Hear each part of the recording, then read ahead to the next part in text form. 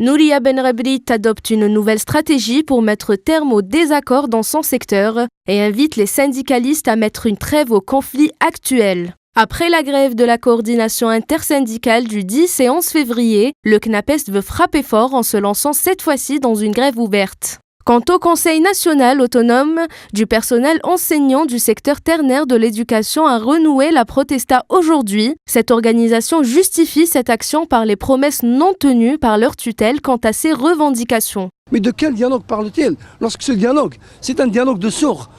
Le ministère fait souvent la sourde oreille, il n'a jamais l'oreille attentive pour écouter réellement de quoi on a besoin. Quelles sont ces plateformes de revendication dont Mme Benrabrit est en train de dire qu'elles ont été satisfaites. Il en est ainsi selon le CNAPES. Nous avons malheureusement décidé de maintenir notre grève, vu l'expérience amère que nous avons déjà vécue avec le ministère. Souligne l'interlocuteur qui affirme ne plus faire confiance à la ministre de l'Éducation, Nouria Benrabrit.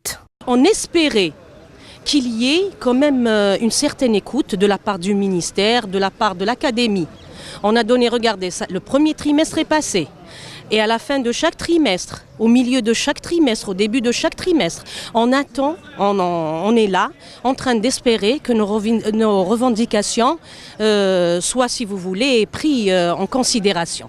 Jusqu'à maintenant, est-ce que vous pensez que nous, ça nous arrange de faire une grève une semaine avant les compositions? La dernière grève de la coordination intersyndicale de l'éducation a été vivement critiquée par les parents d'élèves et les internautes. En plus des critiques émises à l'encontre des syndicats, certains de leurs collègues, notamment les jeunes enseignants, n'ont pas adhéré à la grève. Selon eux, faire grève ne leur apporte rien du moment que les revendications des syndicats ne les concernent point.